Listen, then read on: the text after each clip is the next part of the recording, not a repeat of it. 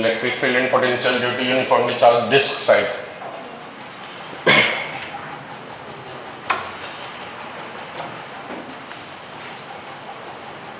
चलो किसी को आंसर याद है, कोई देख के आए हो, मतलब आंसर वगैरह। ये हुआ मान लीजिए डिस्क, ये हुआ एक्सिस, यूनिफॉर्मली चार्ज मतलब सब जगह चार्ज मान लो क्यू है। तो सरफेस चार्ज डेंसिटी सिग्मा जो हो जाएगा Q by pi R square हो जाएगा।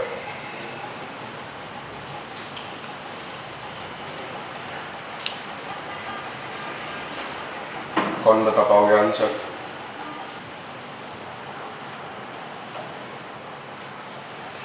यहाँ पर इलेक्ट्रिक फील्ड की जो वैल्यू होती है वो होती है sigma by 2 epsilon nought 1 minus X by root under R square plus X square. और जो पोटेंशियल का फॉर्मूला होता है वो भी होता है sigma by 2 epsilon nought root under R square plus X square minus x.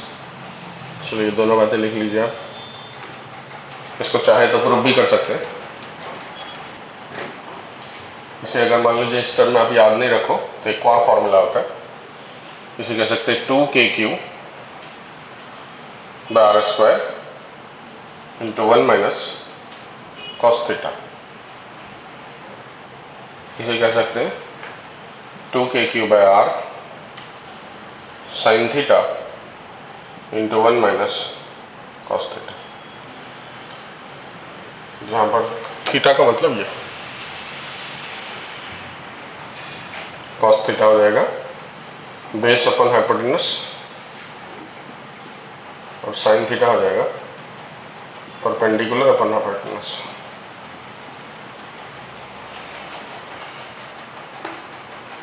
अब आपको ये थीटा वाला फॉर्मूला ध्यान रखना है या ये वाला ध्यान रखना है, आप देख लीजिए सबको सेम ही है। बस इलेक्ट्रिक फील्ड में आर स्क्वायर होना चाहिए, नीचे वो आर स्क्वायर है, पोटेंशियल में आर होना चाहिए, नीचे वो आर है। इस हिसाब से आप ध्यान रख सकते हो। ये 1 माइनस कॉस थीटा है, ये भी 1 माइनस कॉस थीटा है, के क्यू यहाँ भी है, के क्यू यहाँ भी है, 2 यहाँ पर भी, 2 यहाँ पर भी है। बस इलेक्ट्रिक फील्ड में आर स्क्वायर सिर्फ है, पोटेंशियल में आर के साथ साइन थीटा भी है। इतना अगर ध्यान रख लो तो आपको हो सकता है। नेक्स्ट लिखेंगे electric field and potential due to electric field and potential due to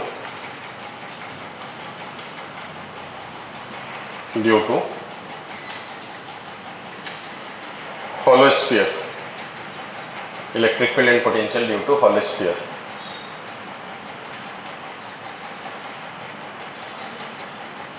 electric field and potential due to hollow sphere। अगर कोई hollow sphere है यूनिफॉर्मली चार्ज्ड, इस पे चार्ज मान लीजिए Q है, hollow sphere मतलब अंदर से खाली है। अगर अंदर से खाली है तो बिना मैटर का चार्ज नहीं रहता, इसलिए चार्ज अंदर में नहीं रहेगा, सिर्फ और सिर्फ कहाँ चार्ज रहेगा? बाहर वाले सरफेस पर रहेगा। तो 3 प्रकार के केस बनेंगे, एक इनसाइड पॉइंट, एक सरफेस वाला पॉइंट और एक आउटसाइड पॉइंट। अगर मैं किसी आउटसाइड पॉइंट पे बात करूं, मतलब सेंटर से जो दूरी होगी वो एक्चुअली में रेडियस से बड़ी होगी, तो मतलब वह आउटसाइड पॉइंट। तो इस जगह के लिए जो इलेक्ट्रिक फील्ड का फॉर्मूला होता है वो तो सबको पता होगा, के क्यू बाय आर स्क्वायर। और अगर पोटेंशियल की बात करेंगे तो वो हो जाएगा के क्यू बाय आर। उसी तरीके से ऑन सरफेस अगर आ जाए, ऑन सरफेस मतलब डिस्टेंस सेंटर से और रेडियस दोनों बराबर है, यही मतलब ऑन सरफेस। तो ये स्मॉल आर की जगह कैपिटल आर हो जाना है, मतलब जो इलेक्ट्रिक फील्ड की वैल्यू हो जाएगी वो K Q by capital R square, और पोटेंशियल का वैल्यू हो जाएगा K Q by capital R. अगर इनसाइड के किसी पॉइंट पे लेके जाए,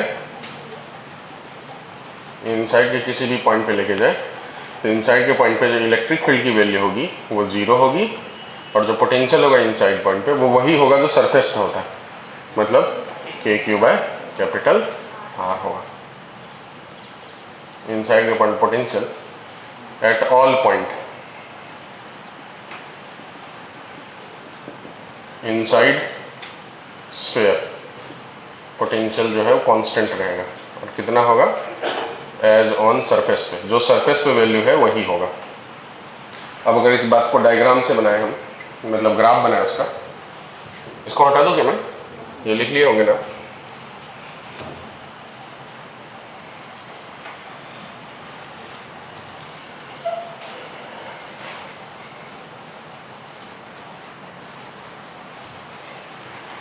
इस बात को अगर हम ग्राफ से बनाएं, डिस्टेंस वर्सेस इलेक्ट्रिक फील्ड का,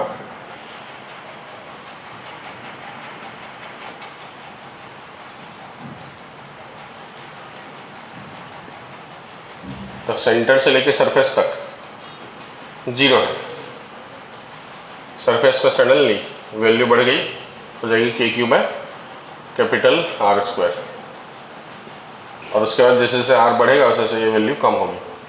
मतलब आउटसाइड में inversely proportional to R square और इनसाइड में हो जाएगा जीरो। ये हो गया इसका ग्राफ। यहाँ से लेके यहाँ तक जीरो, सडनली ये बढ़ गया और फिर inversely proportional to R square के हिसाब से चलेगा।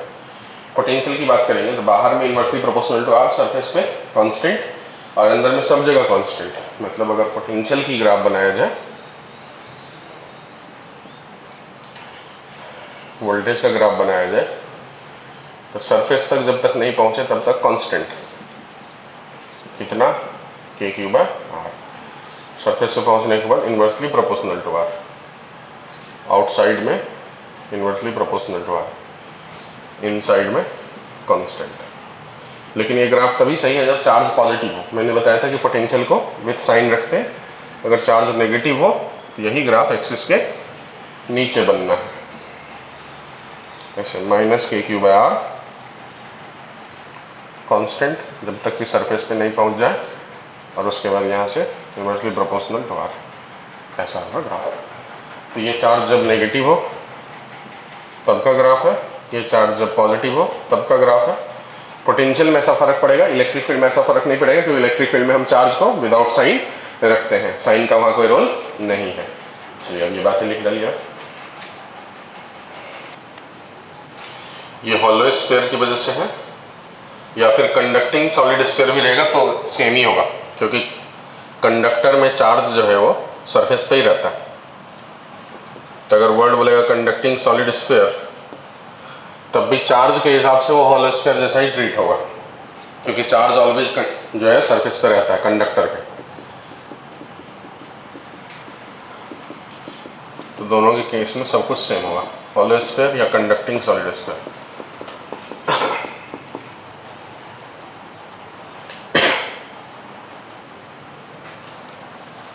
इसी तरीके से अगर नॉन कंडक्टिंग सॉलिड स्फीयर की बात करा जाए, नॉन कंडक्टिंग में चार्ज सब जगह आ जाएगा। जब चार्ज सब जगह आ जाएगा मतलब अंदर वाले पॉइंट पे भी बाहर वाले पॉइंट पे भी, तो इस केस में जो बाहर वाला पॉइंट है उसका तो सब कुछ सेम रहेगा, पर अंदर वाले पॉइंट पे चीजें बदल जाएगी।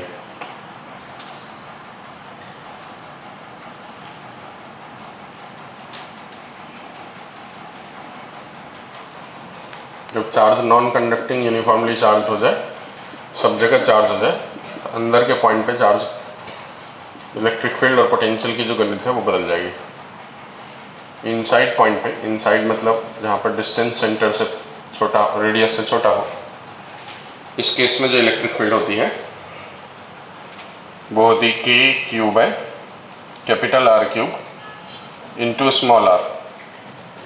इसी को अगर चार्ज डेंसिटी के टर्म में लिखा जाए, चार्ज डेंसिटी के टर्म में ज़्यादा यूज़ होता है, यहाँ चार्ज डेंसिटी रो लिखते हैं और वो होता है चार्ज बाय वॉल्यूम, मतलब 4/3 पाई आर क्यूब, इसको कहते हैं चार्ज डेंसिटी।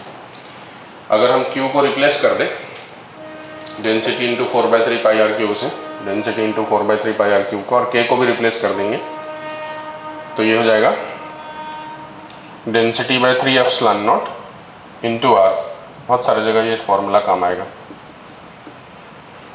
कहाँ, इनसाइड के पॉइंट पे। और अगर पोटेंशियल की बात करेंगे इनसाइड पे, थोड़ा सा फॉर्मूला बड़ा है, बोलो कौन बता पाएंगे?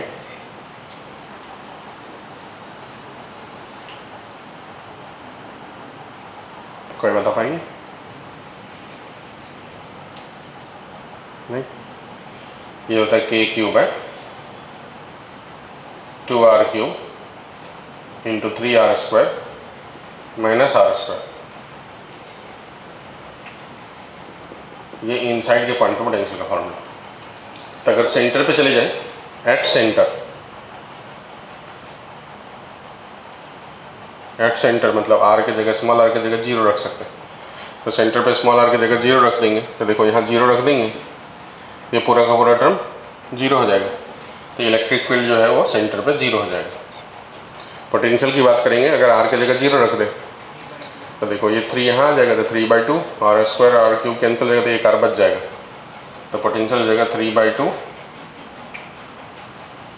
k cube by r। तो इससे ग्राफ में बदलाव हो जाएगा।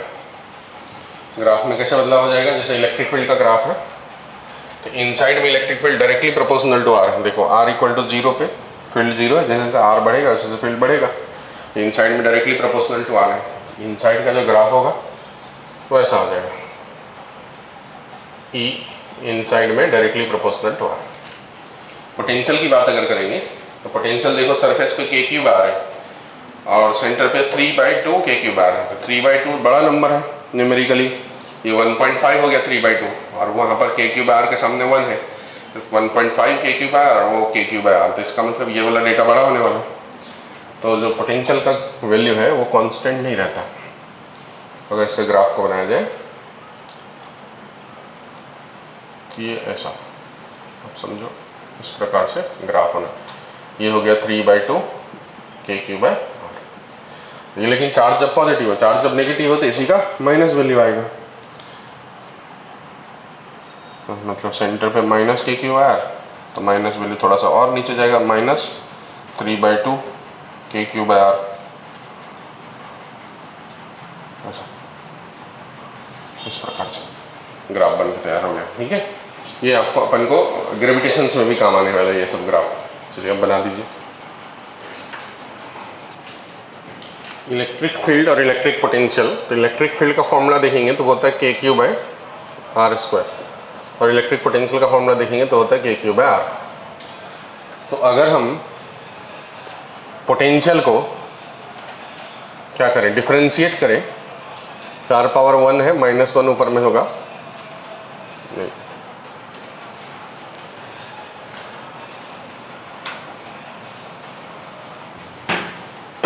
पोटेंशियल को डिफरेंशिएट करेंगे तो इलेक्ट्रिक फील्ड आ जाएगी, और अगर इलेक्ट्रिक फील्ड को इंटीग्रेट करा जाए तो पोटेंशियल आ जाना है। मतलब इस प्रकार से होने वाला है, electric field is equal to minus differentiation of potential dV/dr, और अगर इसका दूसरा पार्ट आएगा तो dV इक्वल टू E.dr का इंटीग्रेशन करेंगे तो चेंज इन पोटेंशियल आना है, लेकिन यहाँ पर माइनस। अब ये दोनों बात को समझते हैं तो इसको देखेंगे तो अपन को समझ में आएगा कि इलेक्ट्रिक फील्ड वेक्टर क्वांटिटी है और dr मतलब पोजीशन वेक्टर क्वांटिटी है। दो वेक्टर का मल्टीप्लिकेशन जो है पोटेंशियल होने वाला, जो कि स्केलर है, इसका मतलब ये डॉट प्रोडक्ट है, मतलब E.dr है। इससे एक चीज़ समझ में आता है कि जब भी इलेक्ट्रिक फील्ड और डिस्टेंस एक दूसरे पे परपेंडिकुलर होगा तो उस जगह डॉट प्रोडक्ट का 0 हो जाएगा, क्योंकि परपेंडिकुलर वेक्टर का डॉट प्रोडक्ट 0 होता है, और जिस वक्त 0 हो जाएगा मतलब चेंज इन पोटेंशियल 0 हो जाएगा, मतलब पोटेंशियल कांस्टेंट रहेगा। तो मतलब जब भी जहाँ कहीं भी इलेक्ट्रिक फील्ड परपेंडिकुलर होगा डिस्टेंस में, मतलब डिस्टेंस के डायरेक्शन के परपेंडिकुलर डायरेक्शन में इलेक्ट्रिक फील्ड होगी, उस जगह जो है चेंज इन वोल्टेज 0 हो जाएगा। इसका मतलब जो पोटेंशियल है वो कांस्टेंट हो जाएगा, और जहाँ पर पोटेंशियल कांस्टेंट होता है उसे कहते हैं इक्विपोटेंशियल सरफेस। क्या कहते हैं इसे?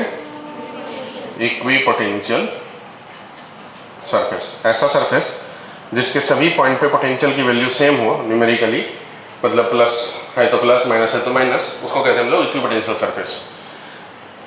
ये वाले कंसेप्ट से ये समझ में आया कि जब भी इलेक्ट्रिक फील्ड निकालना हो, पोटेंशियल गिवन हो, तो उसको पोजीशन के रिस्पेक्ट में डिफरेंशिएट करो। अब आपको पता है इलेक्ट्रिक फील्ड वेक्टर क्वांटिटी है, तो अगर उसका एक्स कंपोनेंट निकालना, अगर इलेक्ट्रिक फील्ड पूरा निकालना है तो उसमें एक्स कंपोनेंट भी होगा, वाई कंपोनेंट भी होगा और जेड कंपोनेंट भी होगा। तो अगर अपन को इंडिविजुअली एक एक कंपोनेंट निकालना है तो हो जाएगा differentiation of potential with respect to X. मतलब ऐसा, इसको कहते हैं पार्शियल डिफरेंशिएशन।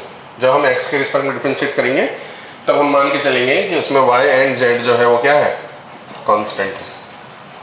उसी तरीके से अगर y कंपोनेंट निकालना है तो differentiation with respect to y, तब x एंड z को क्या मानेंगे, कांस्टेंट मानेंगे।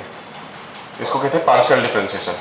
इसी तरीके से जब z कंपोनेंट निकालना है हमको, तो इसका मतलब इसको डिफरेंशिएट करना विथ रिस्पेक्ट टू z, और जब z के रिस्पेक्ट में डिफरेंशिएट करेंगे तो x एंड y को कांस्टेंट मानेंगे। अब एक एग्जांपल करके मैं आपके सामने बताता हूँ।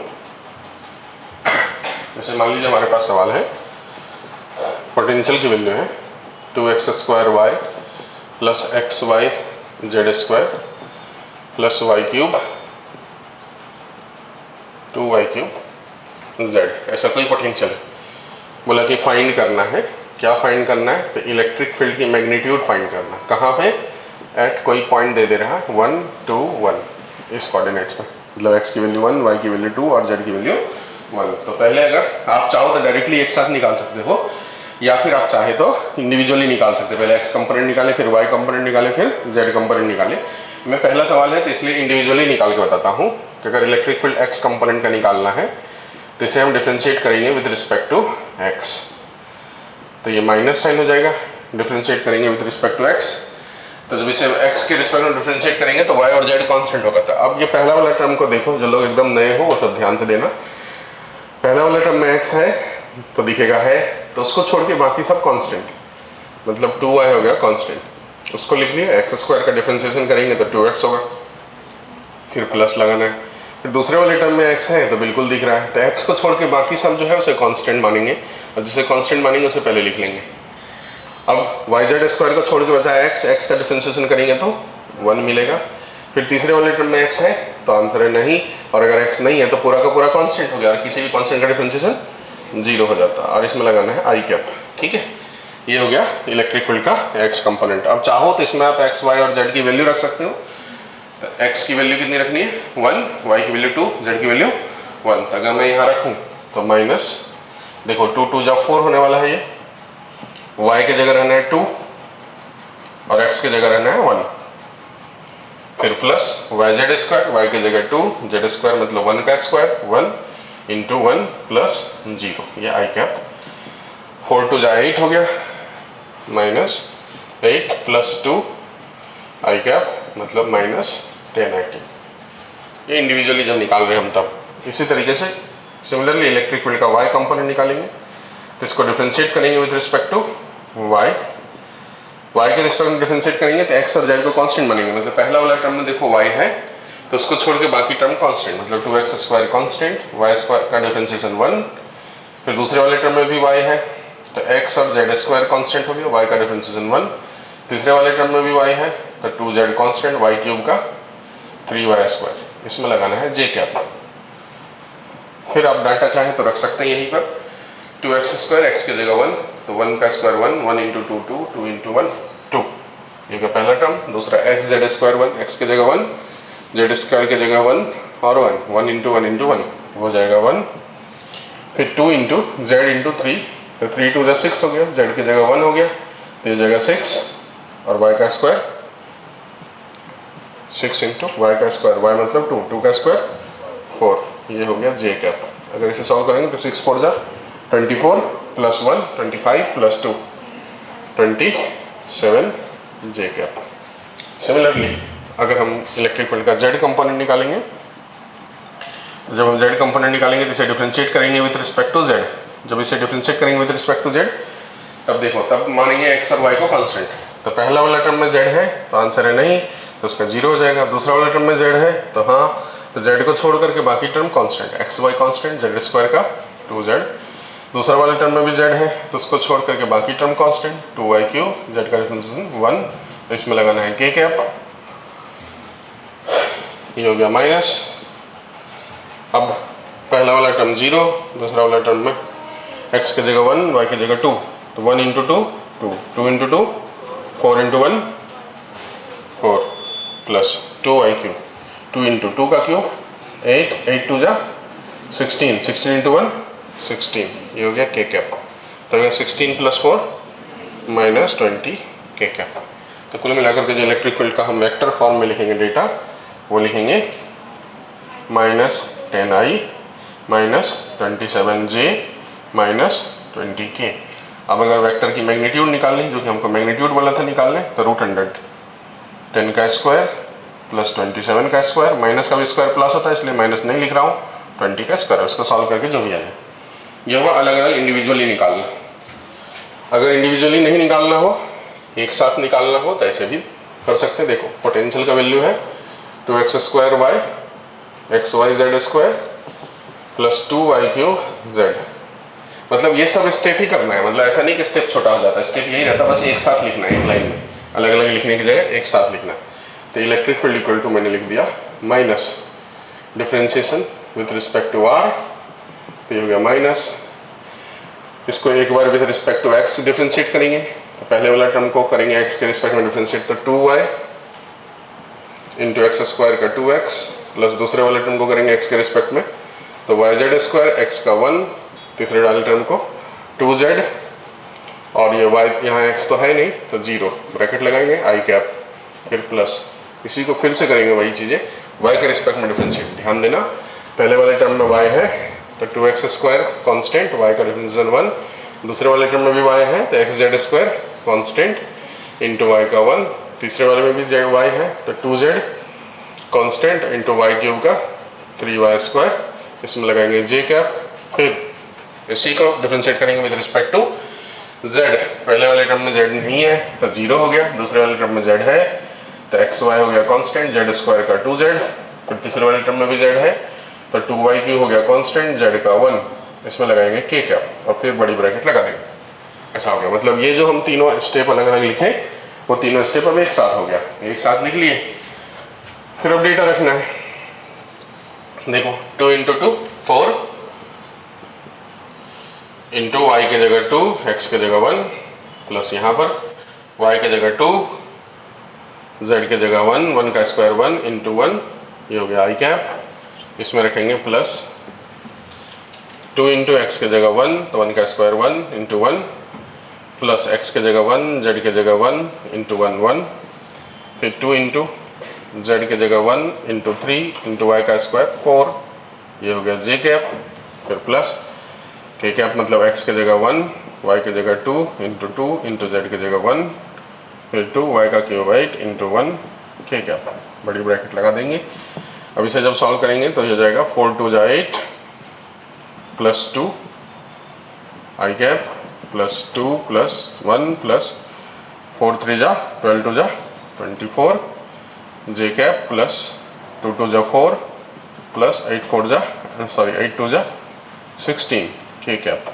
थोड़ा और आगे लेके जाएंगे, 8 प्लस 2 10i, 2 प्लस 1 प्लस 24, कितना हो जाएगा 27 माइनस साइन 27 j कैप, फिर माइनस 20 k कैप। ये हो गया इलेक्ट्रिक फील्ड, वही डेटा आ गया। फिर मैग्नीट्यूड निकालना है, तो जैसे निकालते हैं वही है, तो आप तो या तो इंडिविजुअली निकाल लो या फिर एक साथ निकाल दो, या आप पे डिपेंड करता है। बाद में चल के एक साथ ही निकालना है, इंडिविजुअली में टाइम थोड़ा ज़्यादा लग जाता है। पहला सवाल था इसलिए मैंने कर दिया, बना दो।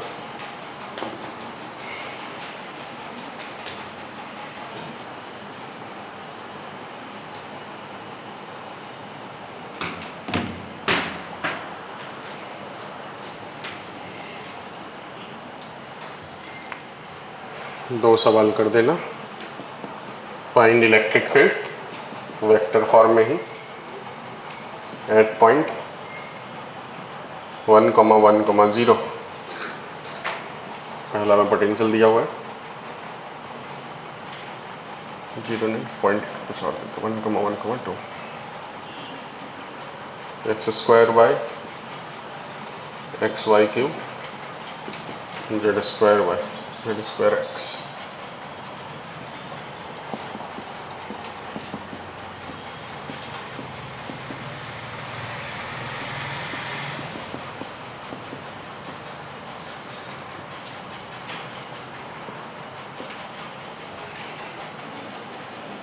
क्वेश्चन लिखो।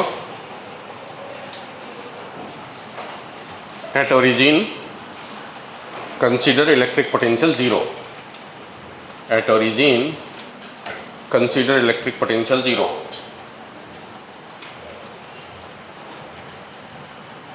Find the potential at point find the potential at point 2,4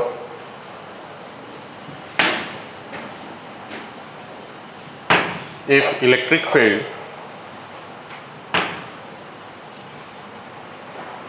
at any point is 3xi plus 2yj.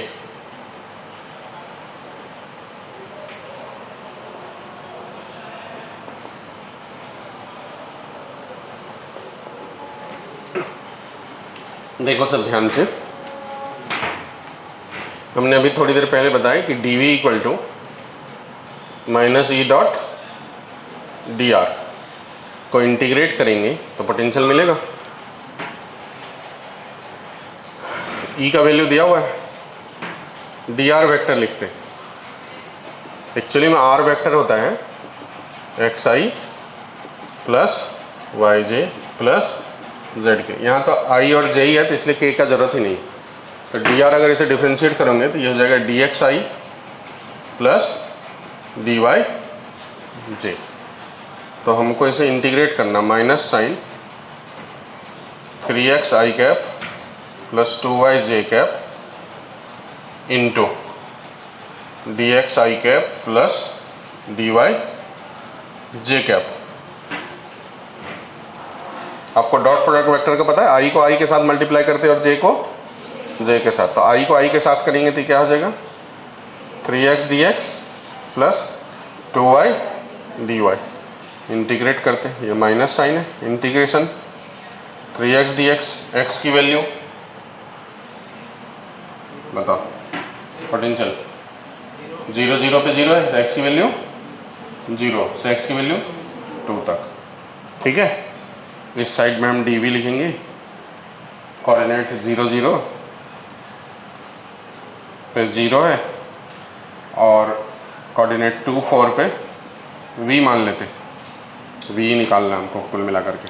ठीक है, तो 3x dx 0 to 2, फिर माइनस 2y dy, y की जो वैल्यू है ये पॉइंट पे और इस पॉइंट पे 4। अब इंटीग्रेट करके आंसर बता लें। चलो अब आप आगे निकालो, माइनस 3x dx का x square by 2 from 0 to 2 minus 2 y dy का y square by 2 from 0 to 4 minus 3 2 का स्क्वायर 4 बाई 2 4 का स्क्वायर 16 बाई 2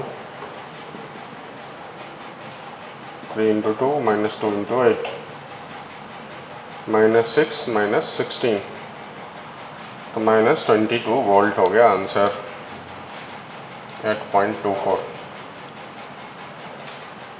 सवाल से ज़्यादा प्रोसेस इंपॉर्टेंट है, थोड़ा प्रोसेस का ध्यान देना कि हमने किया क्या, दिमाग में बैठा लीजिए प्रोसेस को।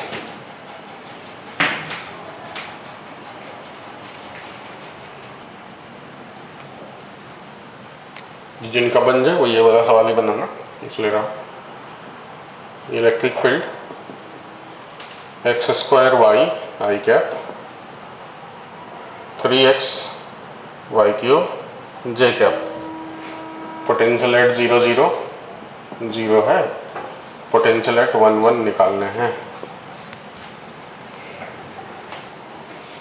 इसमें निकालेंगे कैसा, dv का इंटीग्रेशन 0 से v equal to minus, direct भी लिख सकते हैं, आई कंपोनेंट जो है उसमें dx लगा दूं और जो j कंपोनेंट है उसे dy लगा दो।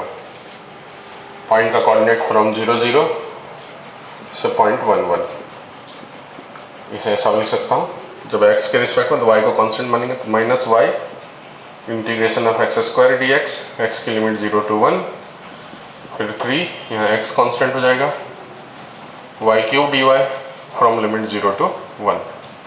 अब चाहे तो इसे सॉल्व कर सकते हैं, minus y x square d x का x cube by 3 from 0 to 1 plus 3x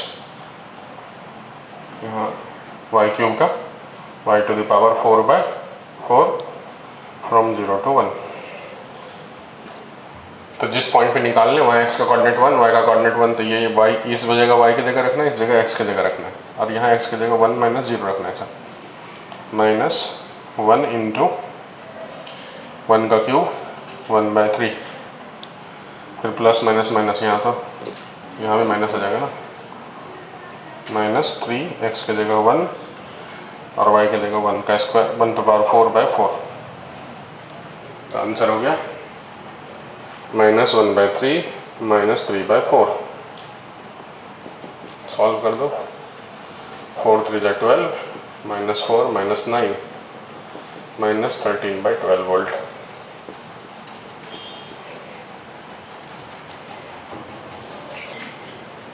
चलो नेक्स्ट टॉपिक लिखो, properties of electric field lines. Properties of electric field lines.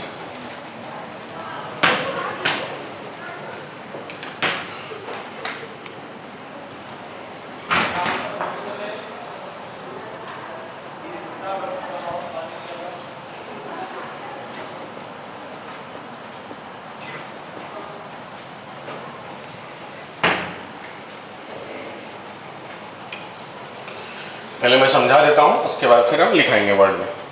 Electric field lines, पहला प्रॉपर्टीज ये है कि पॉजिटिव चार्ज से originate होता है, मतलब निकलता है, और नेगेटिव चार्ज पे टर्मिनेट होता है।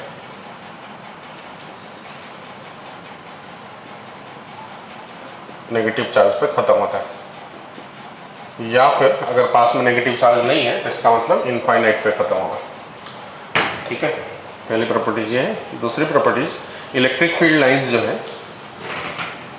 मान लो ये इलेक्ट्रिक फील्ड लाइंस है, तो इसमें किसी भी जगह पे जब डायरेक्शन हमको निकालना है, जैसे इस जगह पे डायरेक्शन निकालना है, तो टेंजेंट के डायरेक्शन में इलेक्ट्रिक फील्ड होगी in the sense of electric field. अगर इलेक्ट्रिक फील्ड राइट की तरफ है तो राइट डायरेक्शन में इलेक्ट्रिक फील्ड होगी। इस पॉइंट पर अगर निकालेंगे तो यहाँ जो टेंजेंट होगी वैसा इस डायरेक्शन में इलेक्ट्रिक फील्ड होगी। यहाँ पर निकालेंगे तो यहाँ जो टेंजेंट होंगे ये होगी इलेक्ट्रिक फील्ड का डायरेक्शन। तो इलेक्ट्रिक फील्ड लाइंस में किसी भी जगह डायरेक्शन होगा अलोंग टेंजेंट, जिधर की तरफ इलेक्ट्रिक फील्ड लाइंस में एरो लगा हुआ है उस सेंस में। जो तीसरी बात है, इलेक्ट्रिक फील्ड लाइन, जैसे मैंने बताया कि पॉजिटिव पे शुरुआत होती, माइनस पे खत्म होती, या इनफाइनाइट पे खत्म होती। इसका मतलब ये हुआ कि वापस पॉजिटिव पे खत्म नहीं होती, और वापस पॉजिटिव पे खत्म नहीं होती तो वो क्लोज लूप नहीं बनाएगा। तो कोई भी इलेक्ट्रिक फील्ड लाइंस कैसे भी करके क्लोज लूप का फॉर्मेशन नहीं करता। ठीक है, ये कंजर्वेटिव नेचर का होता है। कंजर्वेटिव मतलब ऐसा फील्ड जो क्लोज पाथ में वर्क डन 0 करता हो, उसे कहते हैं कंजर्वेटिव फील्ड। तो इलेक्ट्रिक फील्ड लाइन जो इलेक्ट्रोस्टैटिक वाला इलेक्ट्रिक फील्ड है वो कंजर्वेटिव नेचर का होता है। चौथी प्रॉपर्टीज ये है कि इलेक्ट्रिक फील्ड लाइंस कभी एक दूसरे को जो है इंटरसेक्ट नहीं करता। मतलब इलेक्ट्रिक फील्ड लाइंस ऐसा कभी नहीं करेगा, इंटरसेक्ट कभी नहीं करेगा। इलेक्ट्रिक फील्ड लाइंस टच कर सकता है, ये हो सकता है, लेकिन वो भी टच तब होगा जब सेंस सेम हो। लेकिन अपोजिट सेंस में टच भी नहीं होगा, मतलब ऐसा वाला नहीं होगा, क्योंकि इसके हिसाब से इसका फील्ड का डायरेक्शन इधर होगी और इसके हिसाब से फील्ड का डायरेक्शन इधर होगी, जो कि पॉसिबल नहीं है। एक पॉइंट पे नेट एक ही डायरेक्शन होने वाला है फील्ड का। तो इसलिए टच में कह सकते हैं मे टच, मस्ट टच वाली बात नहीं होगी। कट तो कर ही नहीं सकता कभी भी, never intersect. Electric field lines कहीं पर स्ट्रेंथ को बताता है। जहाँ क्लोजनेस ज़्यादा है, फील्ड लाइंस बहुत पास पास है, वहाँ इलेक्ट्रिक फील्ड की वैल्यू ज़्यादा होगी। जहाँ क्लोजनेस नहीं कम है, वहाँ इलेक्ट्रिक फील्ड लाइन की वैल्यू कम होगी। जैसे मान लो कि ऐसा लाइन हमने बना दिया,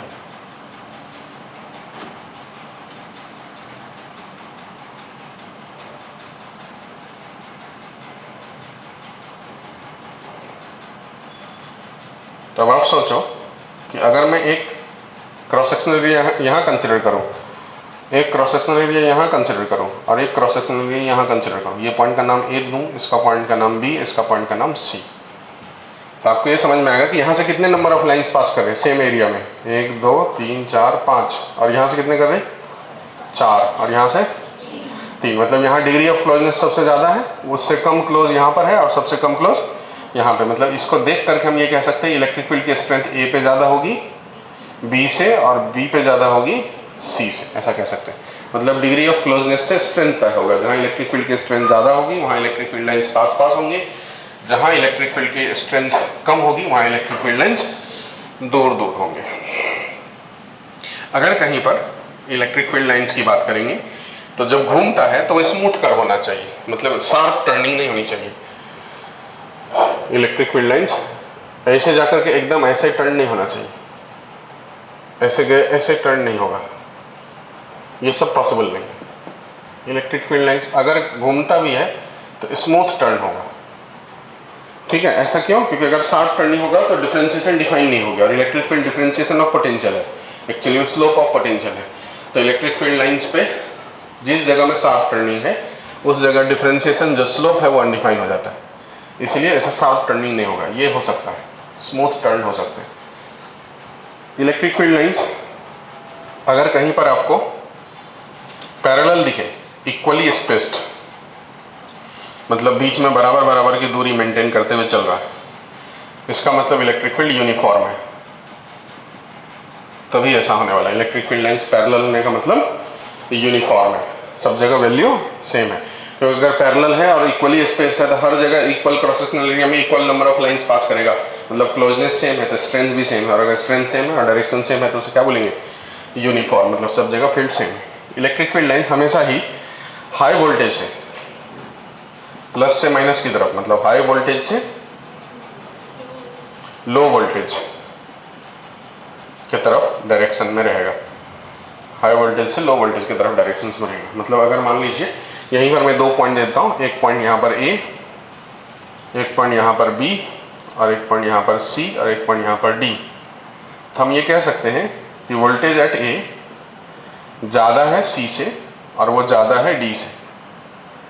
अब ए और बी की बात करेंगे तो ए और बी को ज्वाइन करने वाली जो लाइन है वो perpendicular to electric field lines दिख रही है, और मैंने थोड़ी देर पहले बताया था कि अगर कोई लाइन्स डायरेक्शन आर का इलेक्ट्रिक फील्ड लाइन्स पे परपेंडिकुलर हो तो उसे कहते हैं हम लोग इक्विपोटेंशियल सरफेस, मतलब ए और बी का वोल्टेज सेम होगा, इसे कहेंगे इक्विपोटेंशियल सरफेस। ये जो सरफेस है वो इक्विपोटेंशियल होगा, सरफेस होगा, ठीक है।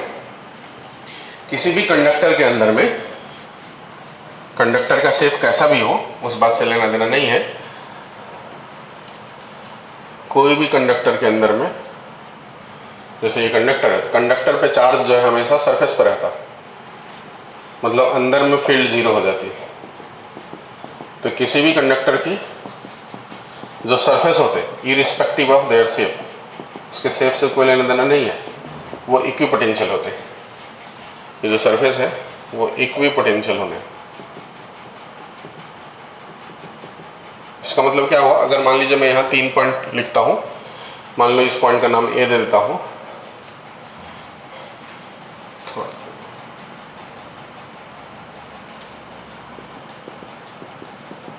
इस पॉइंट का नाम बी दे देता हूँ और इस पॉइंट का नाम सी दे देता हूँ। तो अगर इस तीनों में कंपेयर करना हो तो हम कह सकते हैं कि voltage at A equal to voltage at B equal to voltage at C होने वाला है, क्योंकि सरफेस क्या है? इक्विपोटेंशियल, ठीक है। Electric field lines equipotential surface पे परपेंडिकुलर होते हैं, मतलब कंडक्टर के अंदर में तो जीरो है, लेकिन बाहर में हर जगह सरफेस पे परपेंडिकुलर डायरेक्शन में इलेक्ट्रिक फील्ड लाइन निकलेगी। जहाँ पर भी इलेक्ट्रिक फील्ड लाइन्स निकलेगी वो सरफेस पे, और टेंजेंट ड्रॉ करो उस पर परपेंडिकुलर डायरेक्शंस में दिखेगा, electric field lines perpendicular directions में दिखेंगे, ठीक है। इलेक्ट्रिक फील्ड हमेशा सरफेस में, मतलब कंडक्टर के सरफेस पे कैसा रहेगा? परपेंडिकुलर टू सरफेस होगा। अब इलेक्ट्रिक फील्ड के स्ट्रेंथ की बात करेंगे तो पोटेंशियल का फॉर्मूला होता है के क्यू बाय आर, क्यू मतलब चार्ज डेंसिटी, तो चार्ज डेंसिटी बाय आर का जो रेशियो है वो रहेगा कांस्टेंट। जहां पर रेडियस ऑफ कर्वेचर ज्यादा होंगे वहां पर चार्ज की डेंसिटी क्या होगी बताओ?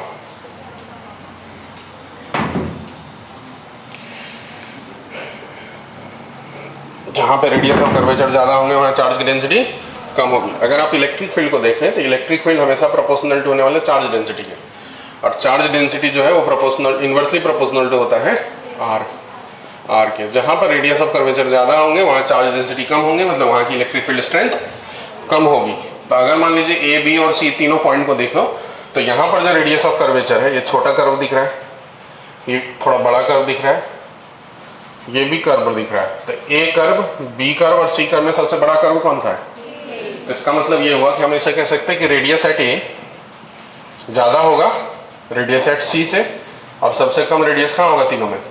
बी पे। तो इसलिए चार्ज डेंसिटी के टर्म में बात करेंगे तो चार्ज डेंसिटी रेडियस के उल्टा होता है। रेडियस चार्ज डेंसिटी एट ए कम होगा, चार्ज डेंसिटी सी पे ज़्यादा होगा, और सबसे ज़्यादा चार्ज डेंसिटी बी पे होगा। और जहाँ चार्ज डेंसिटी ज़्यादा होगा वहीं इलेक्ट्रिक फील्ड ज़्यादा होगी। तो इलेक्ट्रिक फील्ड ए ज़्यादा होगा सी से, और सी से ज़्यादा इलेक्ट्रिक फील्ड कहाँ होगा? बी पॉइंट पे।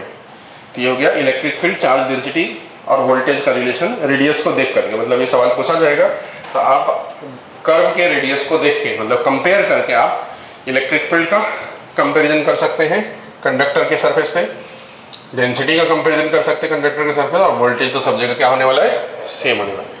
ठीक है, ये हुआ इक्विपोटेंशियल सरफेस से रिलेटेड बातें। चलो लिखते हैं पॉइंट को, इसी सब पॉइंट को बना के लिखते हैं।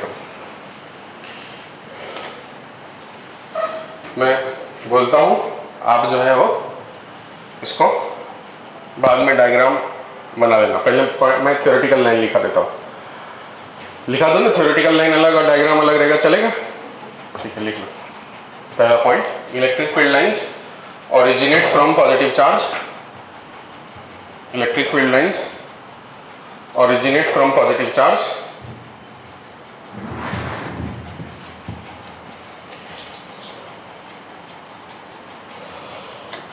and terminate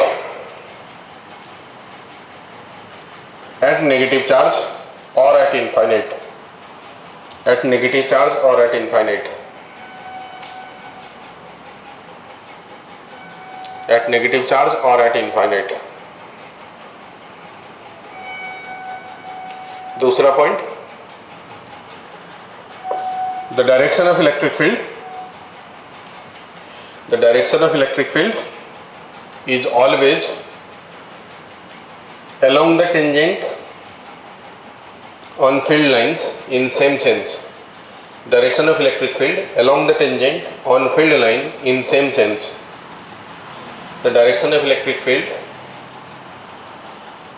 along the tangent on field lines in same sense. तीसरा point, in same sense. The direction of electric field along the tangent on field lines in same sense. तीसरा point, electric field lines never form closed loop. It is conservative in nature. It is conservative in nature. Never form closed loop. Conservative in nature. इसी में लिखते चलेंगे, never intersect.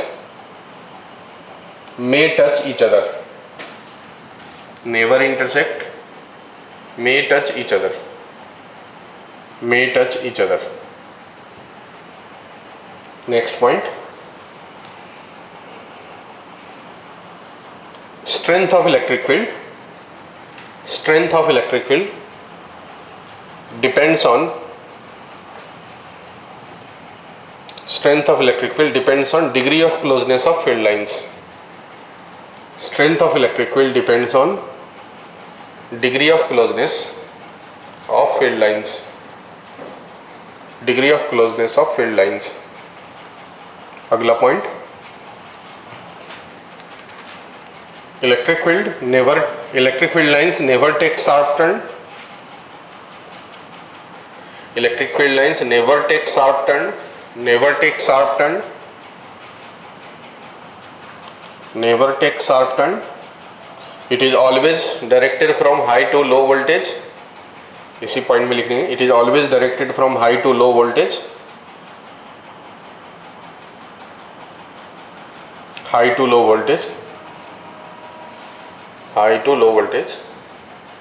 Always directed from high to low voltage. If equally spaced, इसी point में, if equally spaced, then it must be uniform. If equally spaced, then it must be uniform.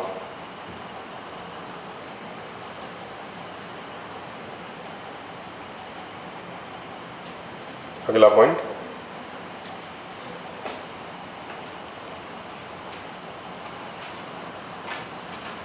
Electric field always perpendicular to equipotential surface.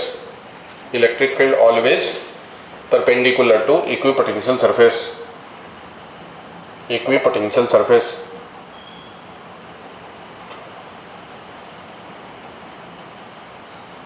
And any conductor, irrespective of their shape,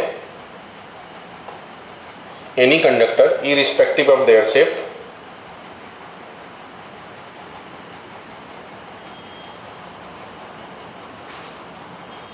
are equipotential surface.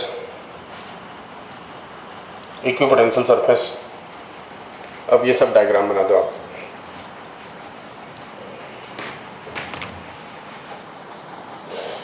अब आप लोग सब questions बनाना चालू कर देना. पहले theory पढ़ना. इसमें जो एक चीज अपने नोट्स में लिख लेना, किस पे पॉजिटिव चार्ज होते हैं, किस पे नेगेटिव चार्ज होते हैं. मेथड ऑफ चार्जिंग में जैसे ग्लास रॉड, वुडन क्लॉथ, ये सब पे डेटा दिया हुआ है. मतलब कौन कौन सा चीज़ों पे पॉजिटिव, कौन कौन सी नेगेटिव होती है, आप लिख लेना. बॉक्स 1 बना सकते हैं. बीच बीच के एग्जांपल्स, कुछ एग्जांपल्स अगर नहीं बनेंगे तो रहने देंगे. हम क्वेश्चन अभी बनाएंगे. जो आपसे क्वेश्चन बनेगा वो आप बनाना सीखो. कुछ सवाल हम बनाने वाले हैं. जो आपके डाउट हो सकते हैं वो हम खुद ही बनाएंगे यहाँ पर. लेकिन आप बना सकते हैं, अपने तरफ से ट्राई करके आ सकते हैं. कहाँ तक?